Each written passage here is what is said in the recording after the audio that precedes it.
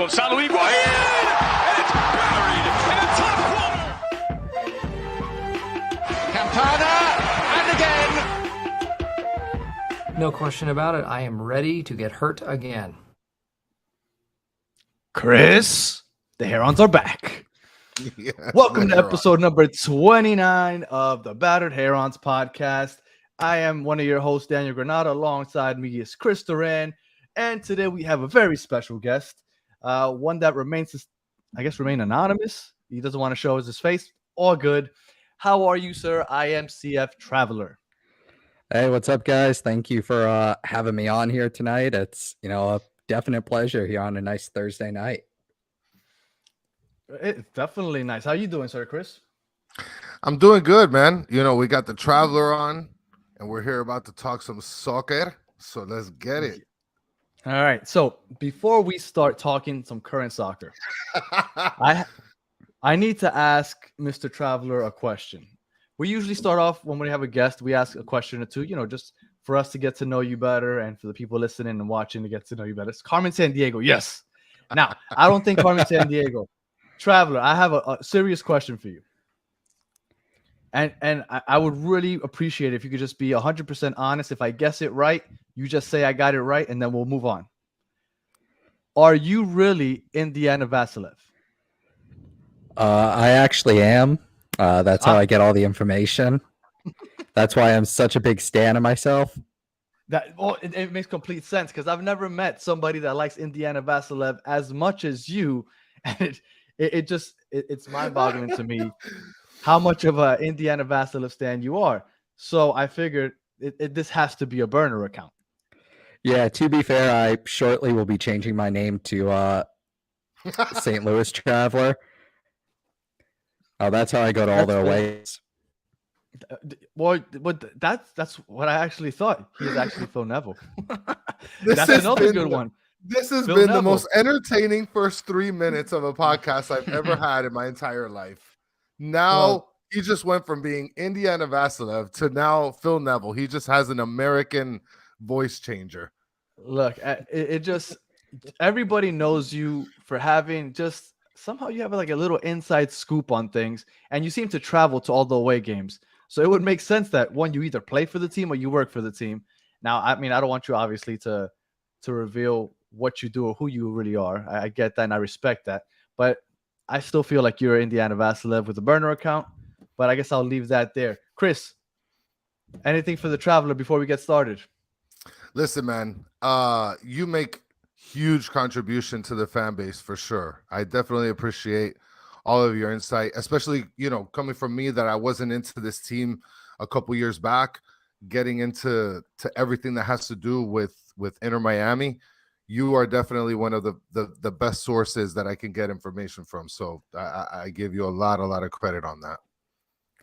Yeah, I appreciate it. And I say it all the time that, I'm a fan first. I don't want to be a reporter. I'm not a reporter. I'm a fan at heart. And, whether that be a fan of the team as Phil Neville or a fan of the team as Indiana Vasilev or maybe even Lewis Morgan. I don't even know anymore. That's just what I am. And, I've heard Lewis Morgan speak. No way you can hide that Scottish accent. Come on, you can give it a chance. I love how I love how you're just digging even deeper into it, dude. I just love it, man. I love it. Well, I love it. Real quick, thank you, Esteban, first-time viewer. I appreciate you. And he said condolences to the Charlotte FC fans and players for that. Anton Walks. Yeah, that was tragic. He passed away on, was it a boating accident here in Miami? Yeah, he was on a jet ski and got hit by a boater late last night. Ooh. Yeah, that's wild, man. Yeah, that sucks. And he was young. He played for Atlanta, I believe, a year or two ago. Also, no. Yeah, he was only 25. Man, that's rough, man. Condolences to him and his family. Yeah, and I thought it was a boating accident. I mean, it's it was. just a player for the Miami Marlins, Jose Fernandez, got into a boating accident as well. So I thought it was something similar or whatnot. But yeah, it's truly a shame, especially at a young age. That's rough. That's rough for sure. Condolences to the family. Yeah, and thank you, Esteban, for tuning in. What? Oh, we have one more comment on Traveler. Can confirm Travis is an excellent goalkeeper. Saw him get a bloody nose for the squad.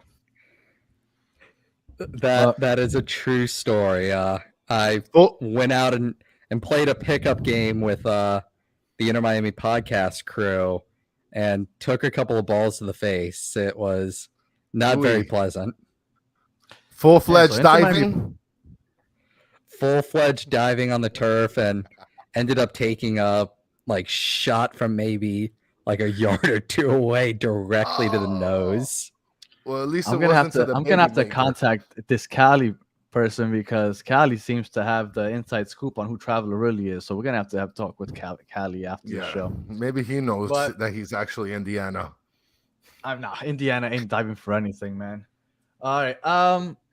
Actually, you know what? Before we move on, I need to know, what is your love for Indiana Vasilev? Because I remember Chris also loves Indiana, and we went back and forth a couple weeks ago on this podcast because I didn't bat an eye when he got drafted. I'm not an Indiana Vasilev fan. I thought that he was a little overrated by the fans. And last season and the entire season, he scored 2 goals. They all came in a span of 10 minutes, and he played over 1,000 minutes all year long. Why do you love Indiana Vasilev so much if you're not him? So it's kind of funny. I turned around, and the first year was a huge Lewis Morgan fan. I mean, he was my guy. He was the best player on the team. I met him before the season too, so he was just this awesome stand-up guy. And when Lewis left, I had already kind of gotten this attraction for Indiana Vasilev, and was like, oh, he's different. He's not the best, most well-known player, but he seems to come up clutch every now and then. And from there, I just dove into it. It's very much like my love for Tottenham. It almost started as a joke one day, and well, here I am. Well, it's funny that you mentioned that it sounded, started as a joke, because here Danny thinks I am trying to proclaim my love for Robbie Robinson because I made a 25-second clip.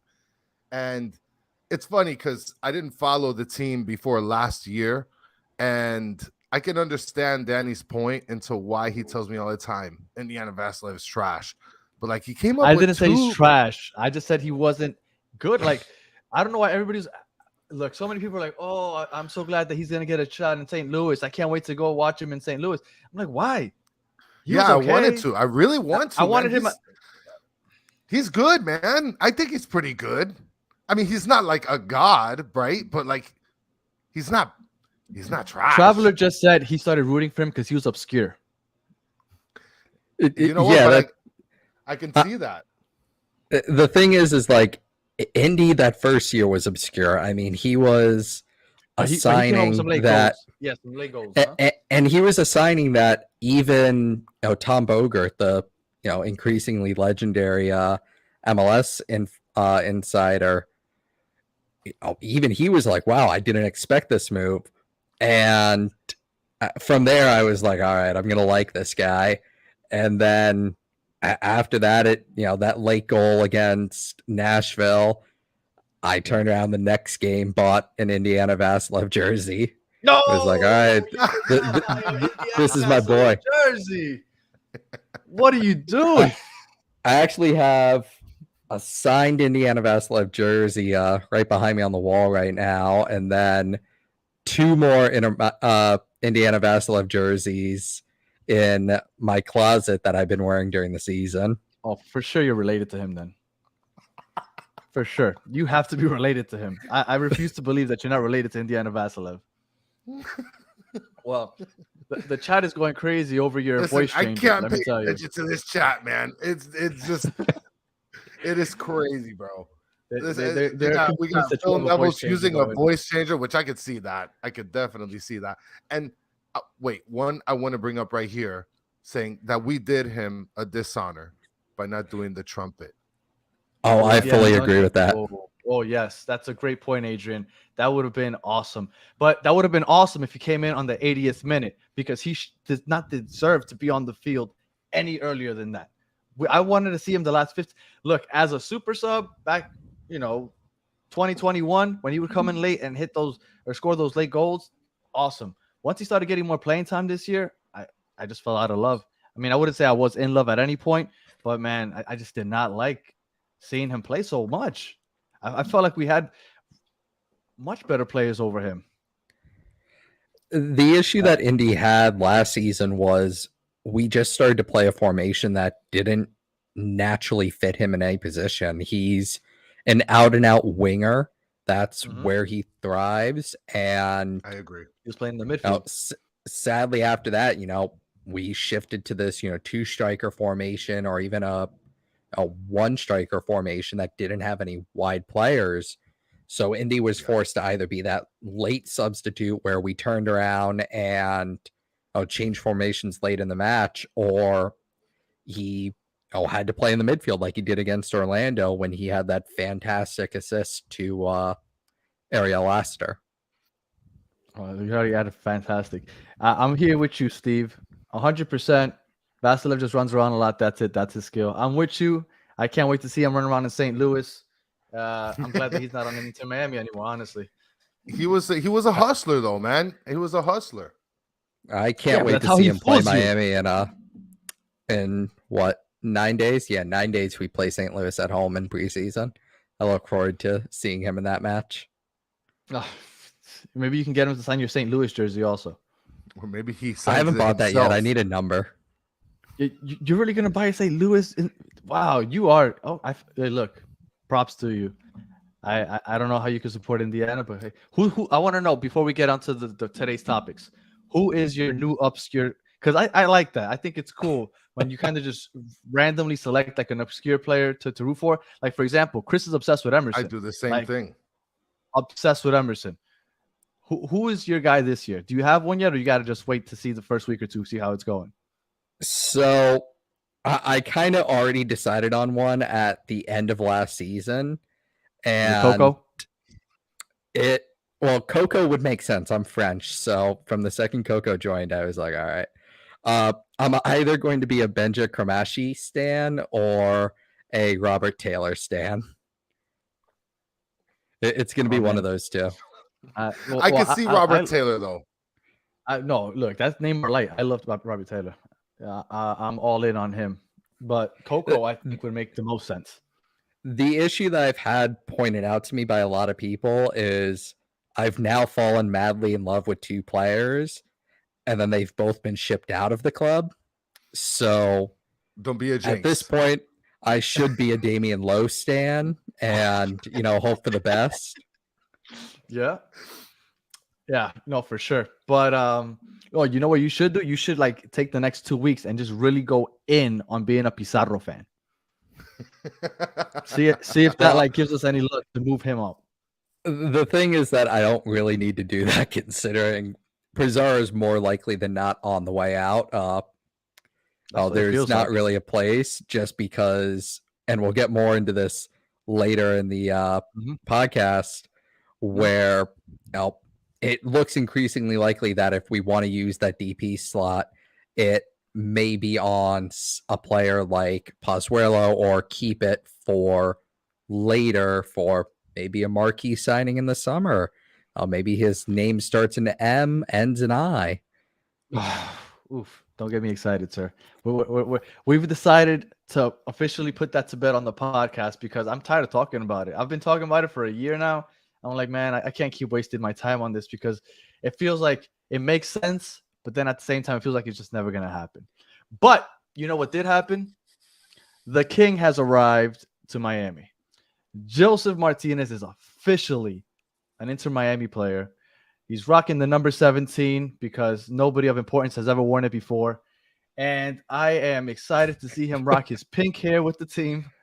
And when I first heard this rumor going around, my worry was that he was going to be a DP and taking up a DP spot when we have Pizarro holding up another DP spot and Gregory supposedly a DP player also. I was like, I don't know how this is going to work. I don't know if he's worth a DP. One, because we don't know too much about how his knee's holding up. And two, everybody has questions about his attitude. And you know, he's had a lot of conflicts with prior coaches, whether it be with the Venezuelan national team or even Atlanta. So I was a little worried. But when I found out that it wasn't for a DP contract, I was like, man, if he's getting bought out by Atlanta, you have to get him. Yeah. And I know that Austin was in on him. I know Charlotte was in on him. I think there was one more team that was in on him, but he came to Miami because he loves Miami, Doral, and all that other stuff.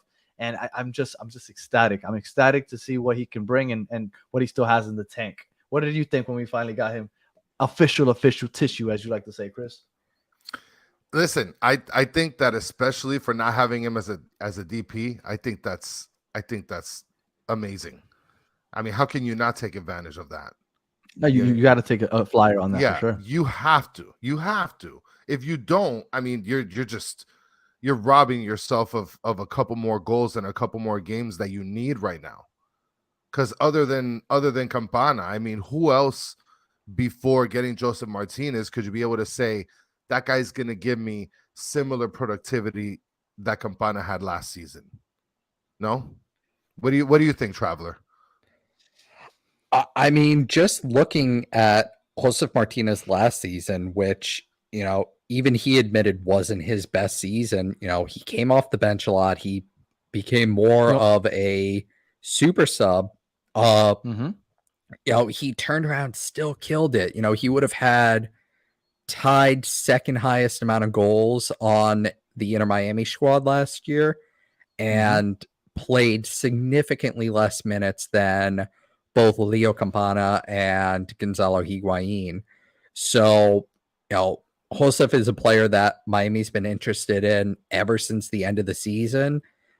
We first made contact with Atlanta once the season ended, and it became pretty clear that, you know, he wasn't going to go back there and Atlanta wasn't going to welcome him back.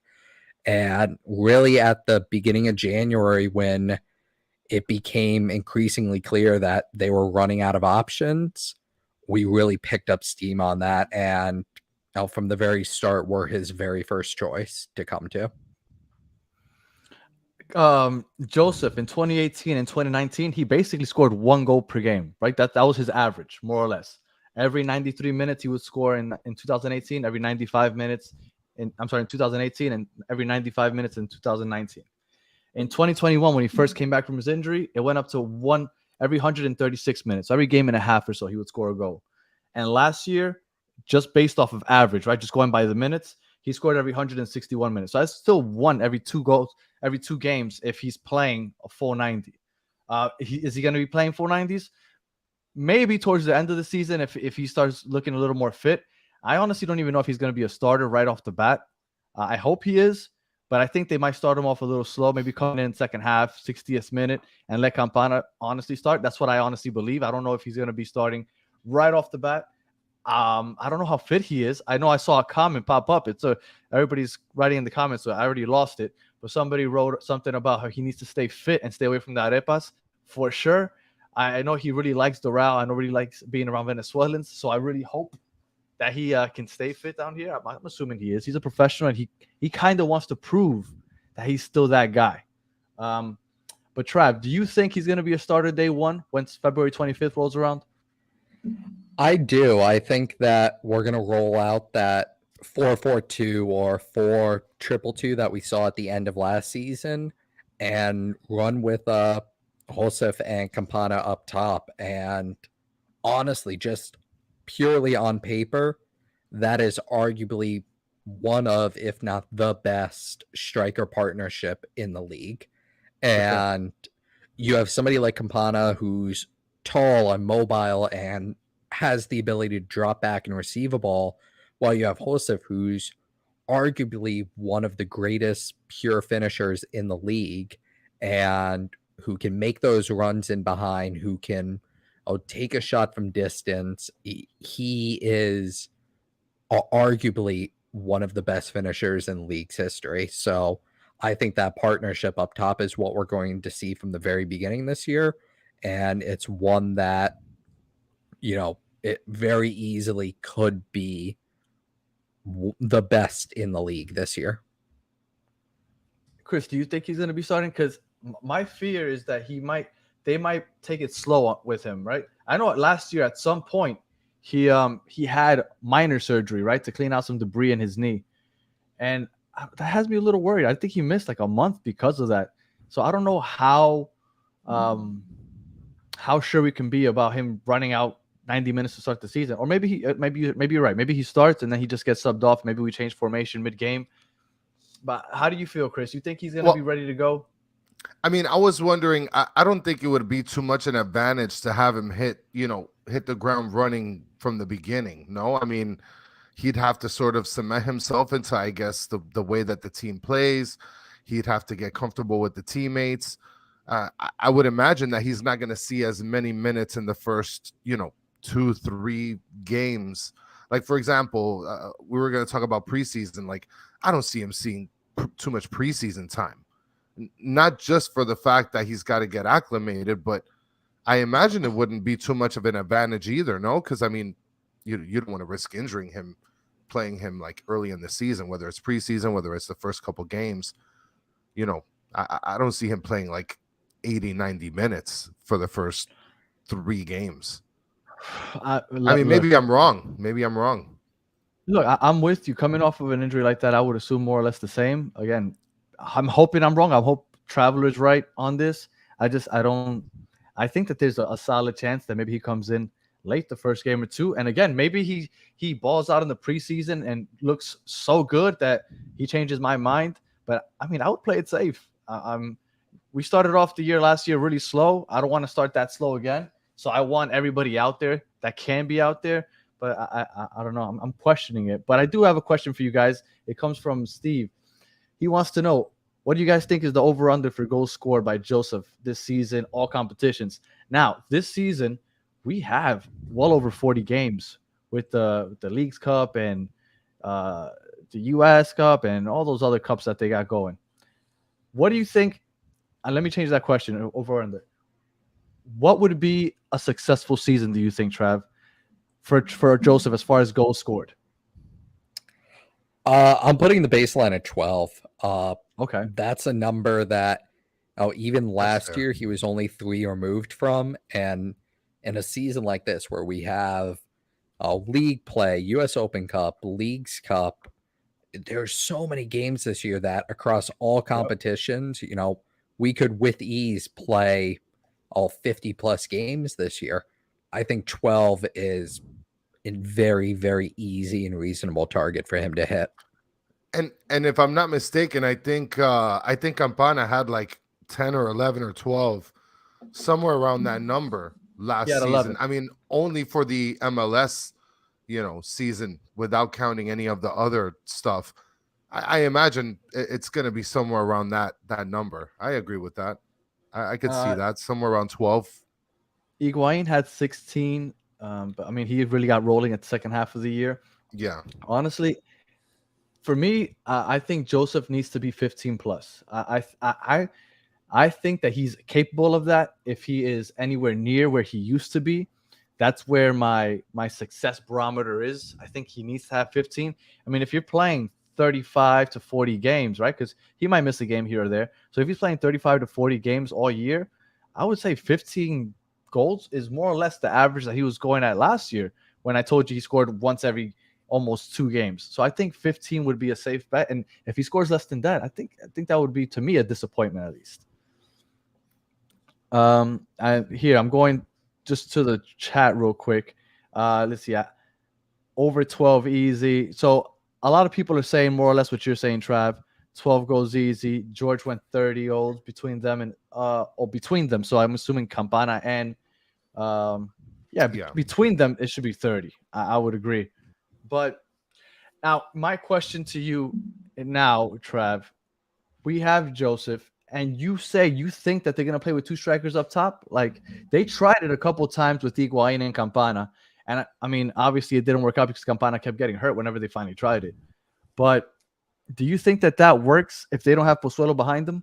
Because I felt like with Pozuelo behind them, I thought it was perfect the way Pozuelo could lead and kind of pull the strings to that 2 up top. But if you have Pizarro playing the 10, do you think that works? I think it does. I think, even if Pozuelo doesn't come back, which is, in my opinion, and just from everything I've heard, unlikely, he's very likely going to be coming back, more likely than not on a TAM deal.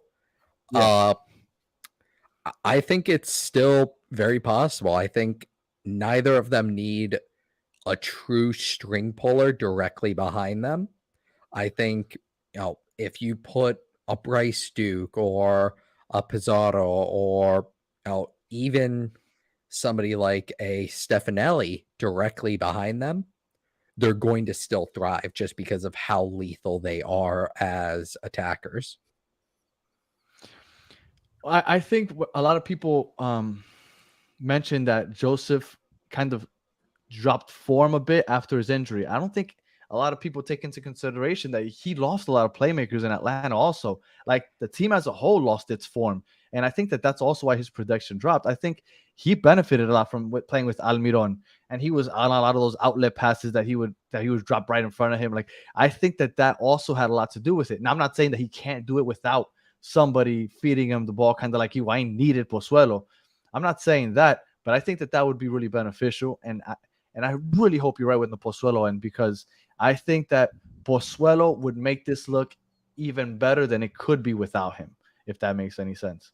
What do you think, Chris? Well, I mean, it's crazy. We haven't really seen too much coming out of the whole Pozuelo camp, right? I mean, in all the videos that I've seen, I don't know if maybe I'm just not looking in the right place, but I haven't seen him like practice or anything like that. I mean, have you seen any footage or anything, Traveler, that shows that he's been practicing or putting in some time with the team? So technically, Pozuelo cannot put in time with the team right now because he's not signed. He's a free agent in every other league but MLS. But he has been practicing in Miami on his own, and he has been hanging out at the training center. He's posted photos there. He's been seen there. So he is still using our facilities. He's just not training with the club right now officially, but he is still very much integrated into the team and being allowed to use our facilities and basically almost acting like a trialist, except without playing with the team. I mean, that's so awkward. Like you're literally standing outside of the fence, watching all the big kids play, and they don't want to let you in. Yeah, but like he can. That's fine. Look, I'm sure he's not dying to train like that. This is the most boring part of the season. They want to be on the pitch playing.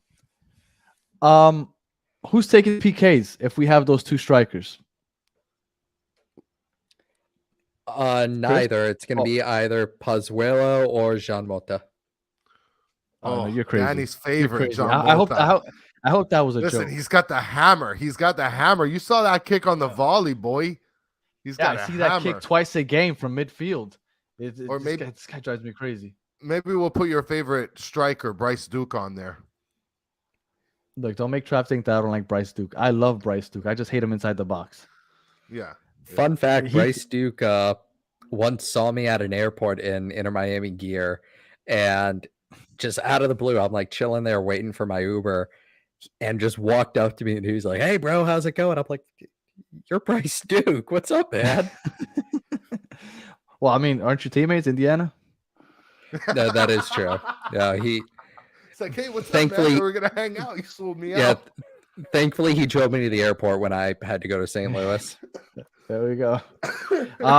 If I had to choose who was taking the PK, I'd go Josef Martinez. Josef Martinez is, to me, the best striker in MLS history over Vela. If you want to say Ibrahimovic, just based off his European career, I guess. But to me, MLS wise, I mean, does it get better than Josef Martinez? I don't think so. So to me, he would be taking the PKs, even though I know down here we love Campana. I love Campana. I'm rocking my Campana shirt right now. So I love Campana, but man, I'd give it to Josef. I don't know. All right. Well, I mean, we can also say it could be Pizarro, because I mean, we don't even know what's going on with him. Like, is he gonna be on the team? Kind of like the question that you asked a little bit earlier, Danny, about Pizarro. Look, I have a question. and I don't know if you have info on this, Trav. Pizarro, Indiana. I know he's training with the team, but when I'm obviously deep into the social media thing now, and I don't see Pizarro promoted anywhere. And then I started looking for press conferences because I like to hear what the players say. I looked up Josef, I looked up some other players, I looked up the coach, Hendo, I looked them all up, but I couldn't find anything on Pizarro. He hasn't talked to the media, at least not that I can find. So that sounds to me like there are no plans to keep this guy, but he's training with the team. And I don't think there's many people that want him, or at least take him off our hands. So should I expect him to be with the team this year? Or is that something that just probably isn't going to happen and they're just waiting for the right moment to cut ties? I would not expect Pizarro on the team this year. Chris Henderson made it very clear at the end of last season and right before the super draft and all of that, that he is not necessarily in our plans. But at the same time, do we want to spend, $3.5 million on paying another player to not play? And No, we Pizarro's can't do the issue Blaze is Matuidi mascot taking pictures at Bright Line. I do not want that. If Pizarro's on the Yeah. team, he has to play. And that's the issue, is nobody wants him. He had as bad of a last season on loan as possible. And even if he did ever so slightly better and we offered to sell him for $500,000 to some team, which is a massive discount from the $12 million we paid for him. Yeah. Nobody wants him for that because he still wants, $2 million a year. And a lot of clubs, especially in his native Mexico, are still hurting financially from COVID-19. So right now he's training with the club to maintain fitness and be a part of the group, but I would not expect him to be part of our plans and part of the opening day roster come February 25th. And I wonder how awkward it must be for Pizarro to return back to the team. Finally, the Higuain is gone, right? The one person that sort of gave him fits in terms of disrupting, I guess, his flow of the game or whatever. Because he was the face of the team and he was playing pretty, I don't want to say great. He wasn't an all-star, even though he got somehow onto the all-star team. But for sure, his play dipped once Higuain got there. Yeah, but and like I said, I mean, imagine how awkward that is. Like, you just came back, right? You got Pozuelo, who played half a season and made a substantial improvement on this team with the same player that he sucked with, Higuain. And now he's back, and guys are looking at him like, hey, you're making top dollar in this team. Like, that's pretty tough shoes to fill. And I'm also assuming it's awkward because Phil Neville basically said he didn't want him on the team. Not in so many words, but I mean, he basically insinuated that Pizarro wasn't part of the future, if I'm not mistaken, last year. And it's not like Pizarro's an idiot. He heard that. That has to be an awkward situation just to be in there, no? Well, and Pizarro's pretty big thing going for him this year will be the fact that when he was last year in, 2021, it was a completely different team. Oh, how many players remain from that 2021 roster?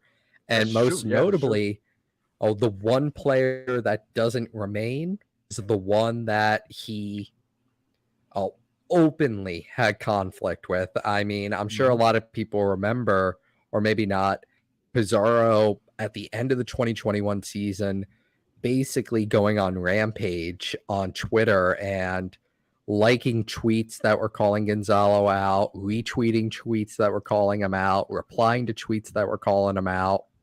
I mean, he went absolutely off saying, this guy sucks. It's me or him. And, right now, the big thing that Miami's trying to do with him is give him time and say, oh, can you get over those attitude issues that you obviously had when you were here? And can you integrate and be a $3.5 million player for us? and occupy a ever so valuable DP slot.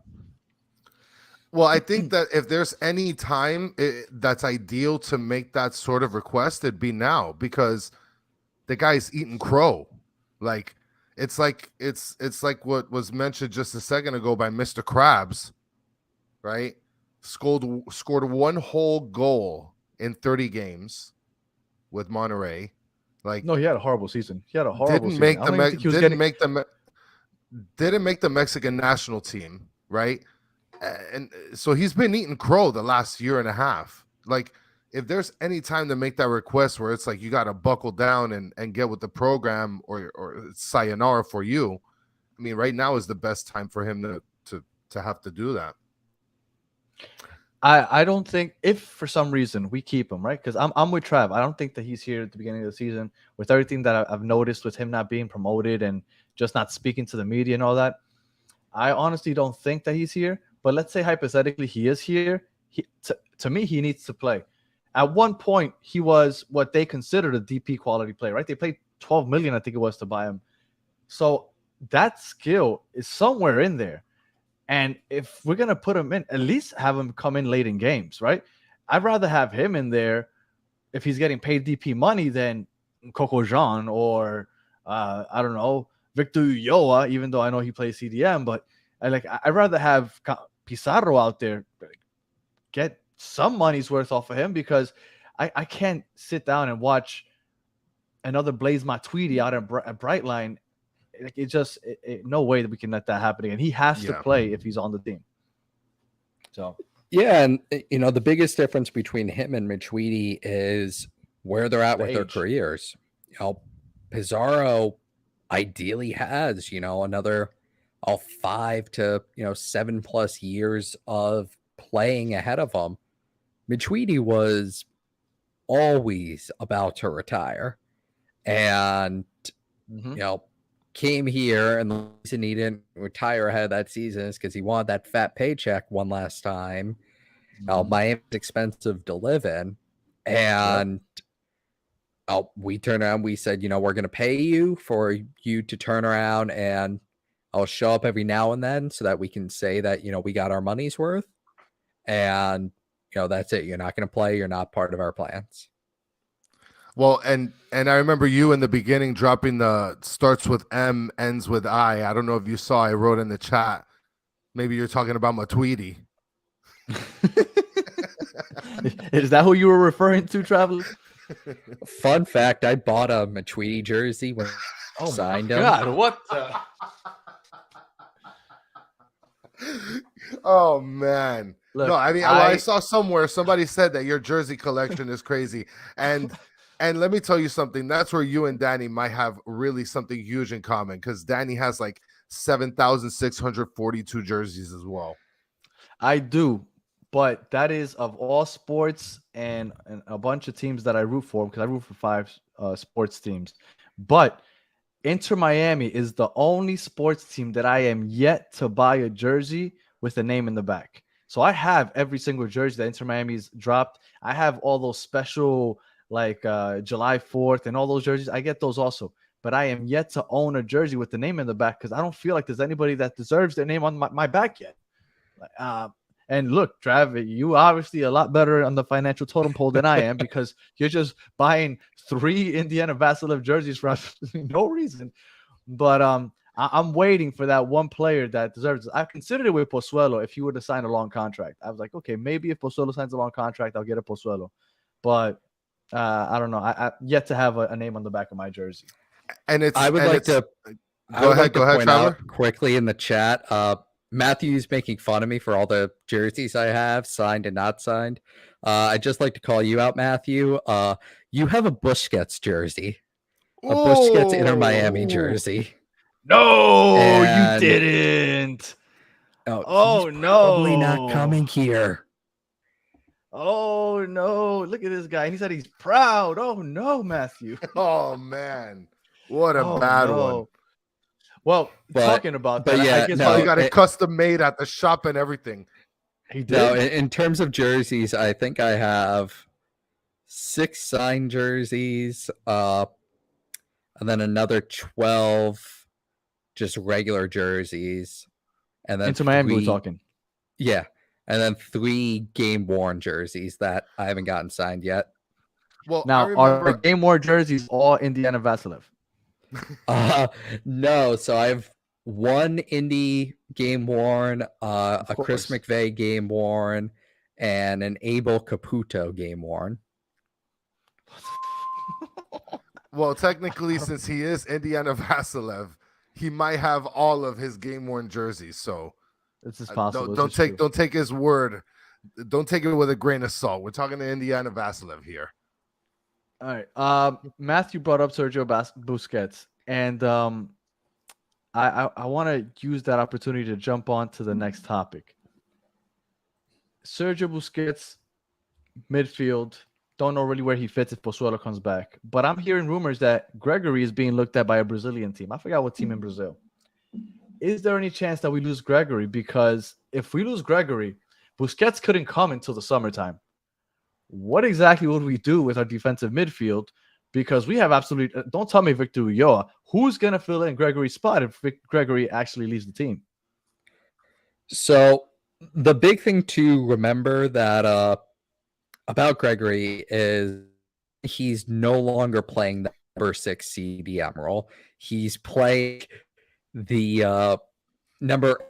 He kind of traded roles with Jean Mota at the end of last season, and since then has played more of a bulldog number 8 versus the number 6 role.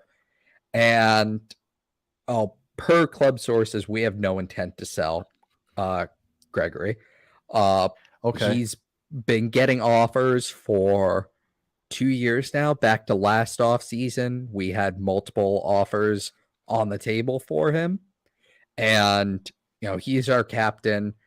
We would have to get a massive return on what we paid for him, which is about $2.5-3 million to even consider everything, any sort of offer for him. But everything that I've heard is that he is here for the long run. He's signed until 2026, and we have no intent to get rid of him. And that's why I thought it was odd that I was hearing these rumors, because he just got announced as the captain not too long ago. I thought it was weird that they would announce him as a captain, but then talk about maybe sending him away. With other companies. Right. I mean, yeah. So I was like, this doesn't make much sense. But it did scare me because, I mean, I know Victor Ulloa is kind of the backup, but I don't want to see Victor Ulloa starting as a 6. And like you said, Mota did kind of switch with him, because I felt like Mota ended up being like the release for the center backs. Kind of like he was the one that he did a better job connecting Pozuelo to the center backs, because Gregory just isn't that guy. But I think defensively, Gregory's better back there. I still want to see Gregory playing the 6 role. I think Gregory is more aggressive. Obviously, he pays for that with the yellow cards. But I think he might have been leading the league in tackles at one point last year. And he's doing that. And he had missed like 3 games, and he was still up there. So I'd rather see Gregory back at these defensive mid than Mota. I think Mota is better, maybe more attacking midfield than defensive midfield.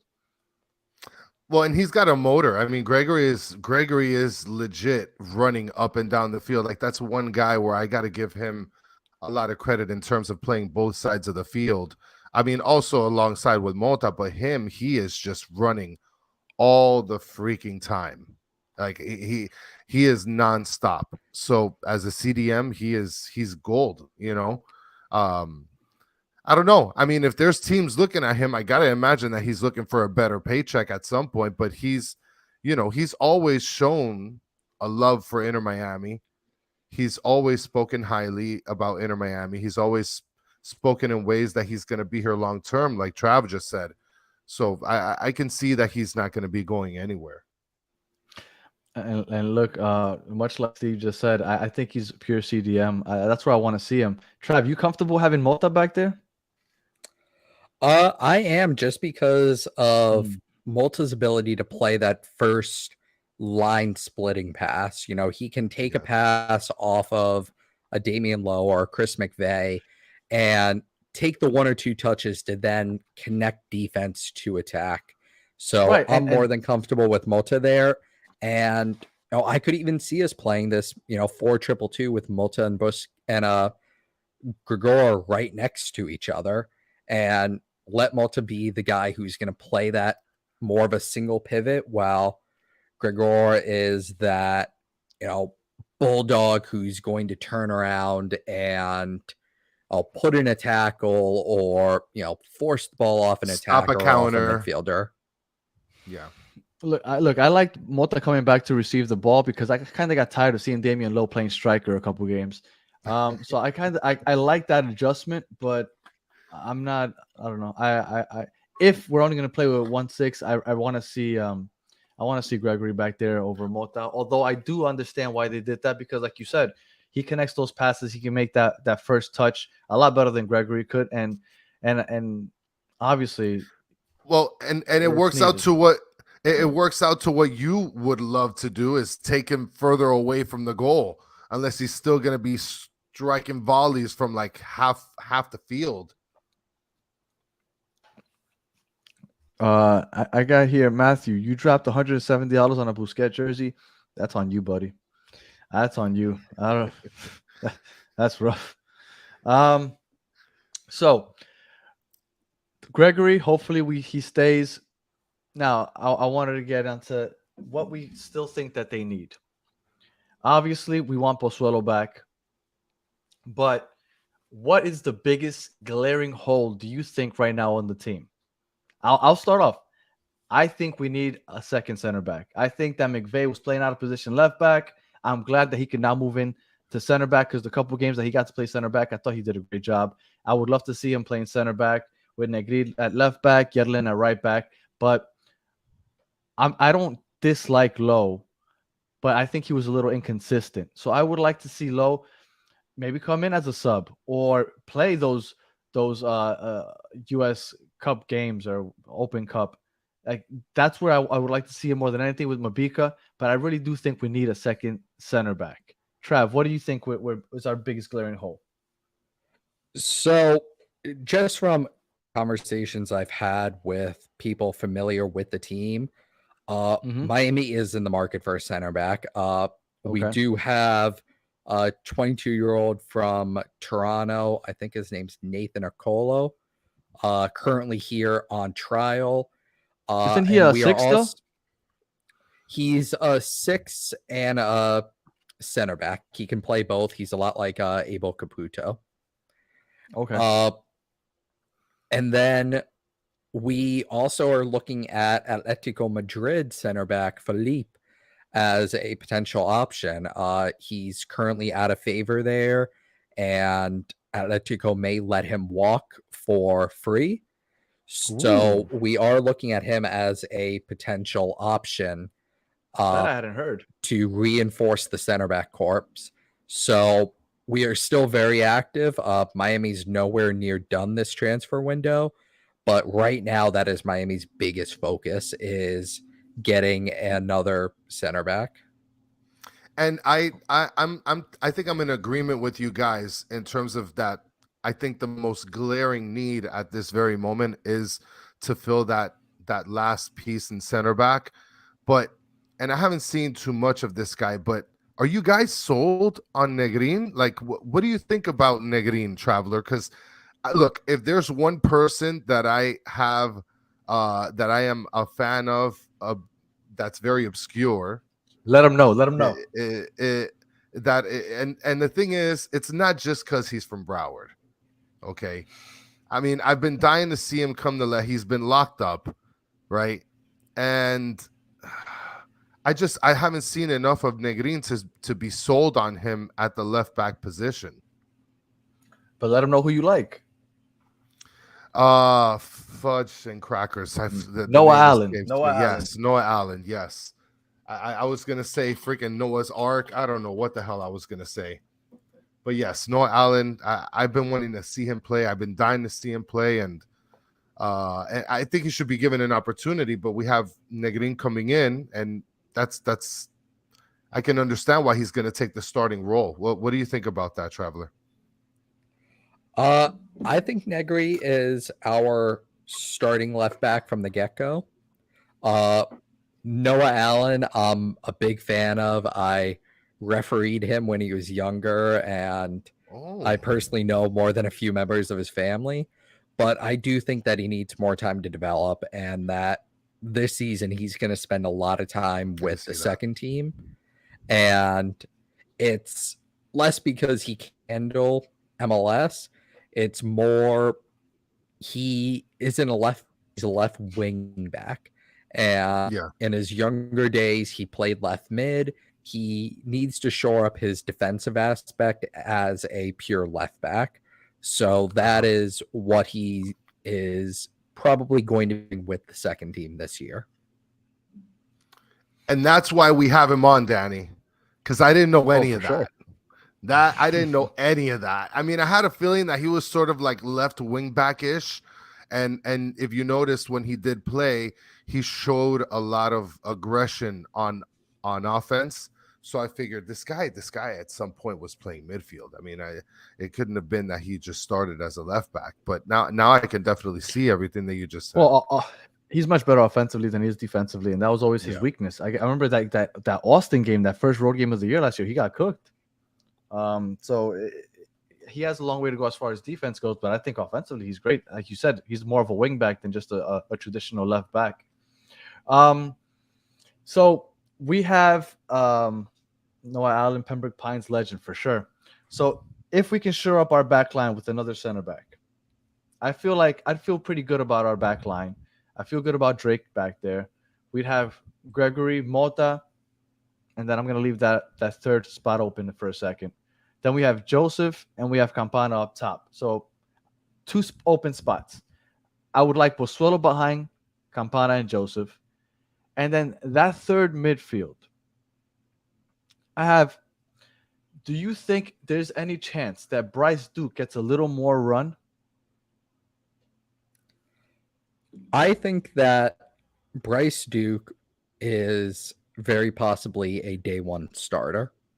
Okay. I think our midfield looks like Jean Mota at the 6, Bryce Duke and Jean as the number 8, and then Pozuelo is the 10 with Josef and Campana up top. Which is what I was imagining, and which I think that would be. I would love that lineup. That would be beautiful. That's exactly the lineup that I'd love to see. Yeah, that's what I'm hoping for. Now, with this lineup, we're really playing up the middle a little more than we do. Because last year, when the year started, for the first half of the year before Pozuelo, really, we were just playing up the wings, right? It was just put your head down, run up field, and send the ball. Once Pozuelo got here, we started playing up the middle a lot more.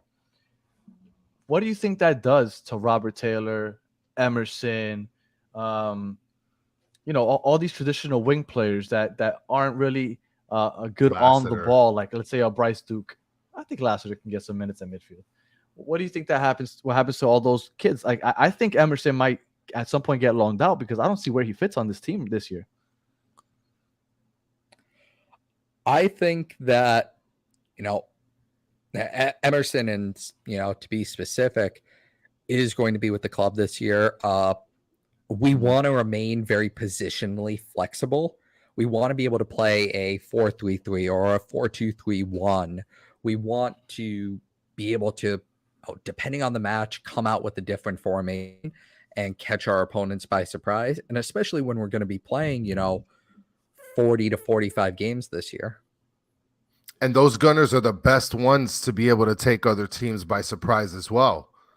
Because we're talking about using their speed and just bringing it at the most opportune times, especially when we have some of our other midfielders that are going to be, tired or maybe recovering from some minor injury or whatnot. So that, I think that's an incredible outlook for sure. Well, I think that lineup is. I can't imagine, another lineup that I would like more, given if Pozuelo were to come back. I think that we'd be cooking with gasoline if we can get that going. Now, we got our first game this Saturday at Drive Pink Stadium. Josef Martinez is going to get introduced at halftime, so I'm sure that the stadium's going to be packed because everybody's excited to see the team back on the pitch. Everybody's excited to get the first look at Josef Martinez. Are you going to be at the game, Trav? I will be. I actually have sweet tickets for this match. Oh, look at you. Inter That's Miami what they treats their do former for player as Indiana well. Vassilev. Yeah. I'm saying. Oh, well, that's awesome. Do you think Pizarro gets into this game? Because personally, I don't. And I think this game will be very telling on what the future holds for Pizarro. Because if he plays, to me at least, I feel okay, maybe he is going to be on this team. But if you're trying to eventually send him off somewhere else, you don't risk getting him injured and he cannot play on Saturday. That's my opinion. What do you think? I think this looks a lot like the game against what was it last year? Universitario? Yes, I think from Peru. I think that's what it looks like. We play some of the first team in the first half, but most of your true day one starters, your Campana, your Josef Martinez, your true day one starters who really don't need the minutes. We have a lot of other closed doors games coming up. Yeah. I think a lot of those guys don't play. I think a lot of them don't play until February. So I don't think we see Pizarro. I don't think we see Campana. We won't see Josef. That's just where I'm thinking. I think that it's basically our bench per se and Inter Miami CF2 starting, minus a couple of players like Sean Hundal, who it looks like he may or may not be returning to IMCF2 next year. He hasn't returned yet to the club. With all the injuries with Campana, I thought he might get some run last year. Well, this year, the first team is definitely a lot more stacked at that position, between Stefanelli, sure. Lassiter, Robbie Robinson, all these guys that can now play up top as needed. I can understand why he may not want to come back. Let Emerson cook. No, I could definitely see him not wanting to come back either. Adrian wants to know if you just invited the entire chat to your suite. If you guys can find me, if you can point out Traveler in my suite, I will send you the invite and let security know that you can come through. But it's a game of find where's Waldo? Carmen Sandiego. Yeah. Where's Carmen Sandiego, better said, or where's Indiana Vassilev? Just look for Indiana Vassilev. You find him, you got the shoe in. Hey, or Phil Neville or Chris Henderson. Or Phil maybe I'm Neville. Jorge Mas. Yeah, I mean, at this point. We're winding down, so if you guys have any questions for Trav, just ask him now because we're gonna be shutting this down in a second. Well, listen, so I'm as a person that, just so you know, like I said, Traveler, as a person that's just getting into MLS, especially Inter Miami, it's been really good to kind of gather some of the information that you have, because a lot of the viewpoints, you pick up things here and there, but you've been very informal and stuff. And I'll tell you this much, anybody that's listening or watching, you have to follow IMCF Traveler. You have to follow him because he is a barrel of information. He is, and I don't think we explained to Traveler or anybody in the chat just in case this is the first time you listen to us, because I know somebody said that this is the first time that they're listening live. Chris actually wasn't a big soccer fan before last season. I took him to his first game in 2021. It was the game where we beat Cincy. I think it was 5-1. And yeah, he ended up going to the only good game that season where we scored 5 goals. He fell in love with it. He became a season ticket holder soon thereafter. He went to all the games last year. And so he's, like I said, he's relatively new to the sport and to the team. But that makes this all the better when we do this podcast, because it's almost like two perspectives. I've watched enough soccer all my life. He's relatively new, so we kind of bring a new perspective. But yeah, so just in case you didn't know the backstory there, that's why he loves you so much, Trav, because you're giving him all the insights that he didn't have before this. Correct. You're making me sound a lot more knowledgeable than I actually am. No, and I appreciate it. And as I've always said, I'm a fan first. I'm not a reporter. I paid sadly to do what I do. Even though if there's any sponsors listening, Traveler Chat's looking for some sponsors this year. There you go. That's what makes it fun and easy to do what I do. Is I interact with so many great people every day, and whether it be at matches or online, it just makes everything worthwhile. And it's been great to come on here with you guys tonight, and I'm sure at some point this season you guys will probably invite me back, unless I was horrible, which there's a great chance. No, you were awesome. No, you were awesome. No, you were. So it just And if you makes want to reveal what I yourself do to me easy. or to us, if you want to reveal yourself to us, we sit opposite from the supporter side, right behind the goal. Yeah. If you see two guys being assholes and just heckling the opposing goalkeeper, that's us. Probably us. So if you ever want to take a look down from your suite to us peasants down below, you can spot us and come and reveal yourself whenever you'd like. Well, you have to remember that it's actually looking up the suites That's are on right. field level. Oh, that's right. That's I mean, right. come on. I mean, Danny, you My didn't know? fault. You don't remember the nice couches with the TV and the I've never setup been out there. No, sir. I am, like I said, a peasant. Well, I wanted to bring this up because I know it made Trav laugh and it made me burst. Trav's logo isn't really an airplane; it's actually a dildo. Stay woke, Kings. I thought that was gold. This guy Steve has been on it today, and he's got a question also for you, Trav. If you've heard of any other players in the grapevine that Inter is trying to bring in, so if you got any scoops, drop them right here. So Miami has still talked to Alex Collins, the center back from NYCFC. At this time, it's unlikely he signs here purely due to MLS rules. MLS rules state that you cannot sign a free agent from another club to more than, I believe it's 10% or 15% more than they made in the previous season. Collins is worth more than, I believe it's $976,000, and he knows that.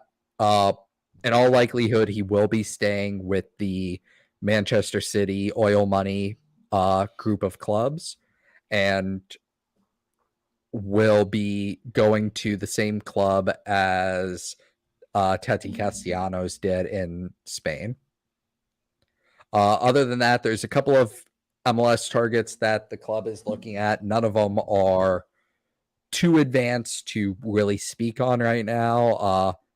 And if they're any good, they'll end up on LAFC anyway. That is true. On a good old TAM quotation deal. Another TAM. Mm-hmm. They have like infinite TAMs. Miami has talked to one player out of Brazil, Mauricio. At this time, it's unlikely that Mauricio will be signing for us. He has instead received multiple offers from Europe and will likely be taking one of those. I've heard that at this point, Arsenal is actually the club in the lead. So, that's a massive downgrade for him on us. So I really wish him all the best. He's going to need it.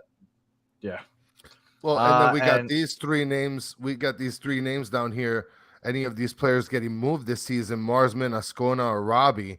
I definitely can see Robbie getting moved. I feel like if any of those three players, I mean, maybe other than Ascona, but Robbie to me screams out potential, right? Like in terms of what he can potentially bring to another club. So to me, Robbie out of those three is the one that can possibly get moved. What do you think, Danny?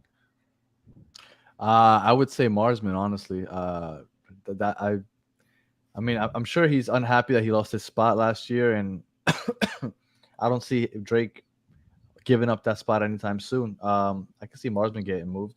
Trav, what's the inside?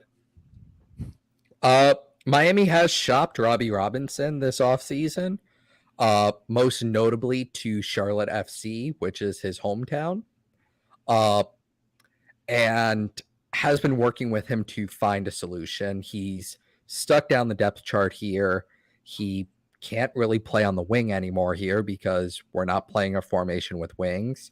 We brought in strikers, Coco Jean and Stefanelli. So he is a player that very likely could be on the move. Nick Marsman, the club looked to move this offseason, and it's just really tough for him And because his wife is he's hot, on. apparently. She is very hot. I recommend checking out that Instagram page when you're done here. He is somebody that is on very high wages, so it's hard to keep him in the league. And clubs in his native Netherlands are also kind of balking at his salary demands. Well, Danny, because I see you typing over there, so I imagine you are immediately searching for Marsman's wife. But before we get to that, I do remember you just reminded me.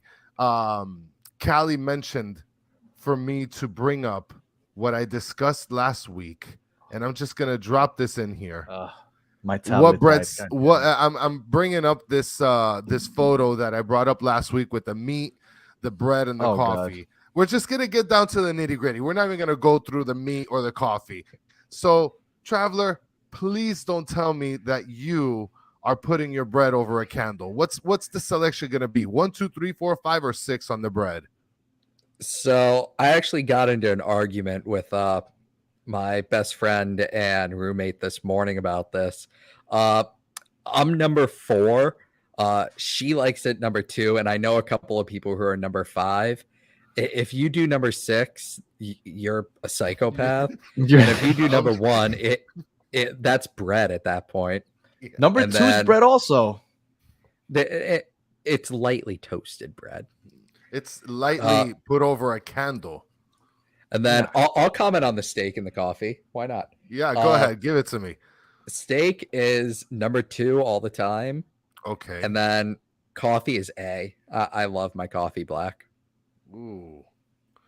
I don't know, man. I listen, when it comes to the bread, if it's not 3, 4, or 5, get out of here. Like 4 is the perfect.